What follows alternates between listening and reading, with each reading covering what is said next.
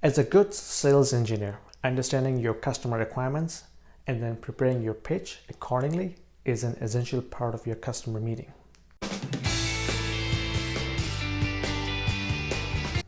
What is up, YouTube? This is your host Yasin Nizami, and today we are going to talk about what it takes to be a fabulous sales engineer. And what I mean by fabulous is a very famous sales concept called FAB, which stands for features, advantages, and benefits.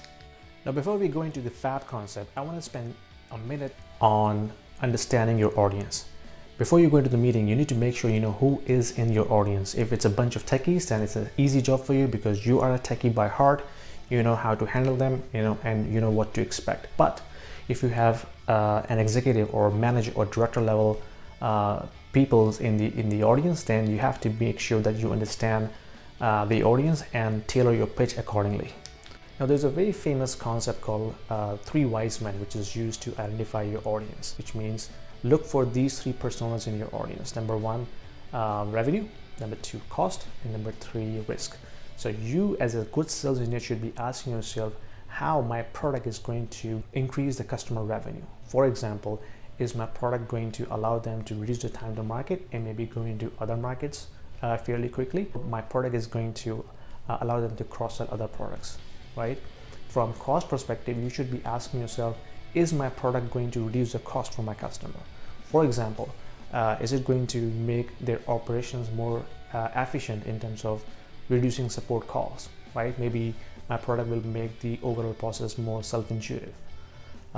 Similarly, from risk perspective, you should be asking yourself, is my product going to mitigate the risk the customer may have? For example, is my product going to make them more compliant from security and regulatory requirements perspective, or maybe keeping them protected from any potential security breach? Let me give you an example. Imagine I'm the SE and I'm trying to sell you this ceramic mug. What if I start my presentation like this?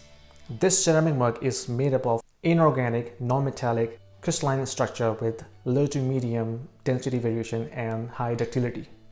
Would I lose you? Oftentimes I've seen sales engineers starting their pitches and they talk about feature after feature after feature, and they struggle to make technical connection to the business sense. Here comes FAB. So FAB is not a new concept. It has been used by a lot of sales professionals in the industry for over multiple decades. Stand for features, advantages, and benefits. Let's apply this concept of FAB on this coffee cup example. Imagine this is the current state. That's how you drink your coffee, Mr. Customer. It is hard to hold, it may burn my fingers, and it can spill my coffee. As well, it is environmentally unfriendly. Here's another cup. It has a handle. Well, that's a feature, F. What does it do?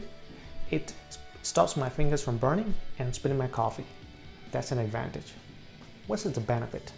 Well, the benefit is I can continue doing my job without worrying about spilling my coffee on myself, on my computer, or on somebody else. So if I put it all together, a feature is something what a product is. Advantage is what the product does. And benefit is what is the value that the customer is getting from your product. Remember, customers do not buy your product because of a feature. They buy it because they see the value in the product. To all my sales engineers out there, remember, before going into any meeting, identify your audience first. Remember the three wise men: revenue, cost, and risk. Ask yourself a question, how your product is going to benefit these three wise men, and then apply the FAB concept in your pitch. Every product should have a clear feature, advantage, and a benefit. And focus on the benefit part because that's what makes you a great sales engineer.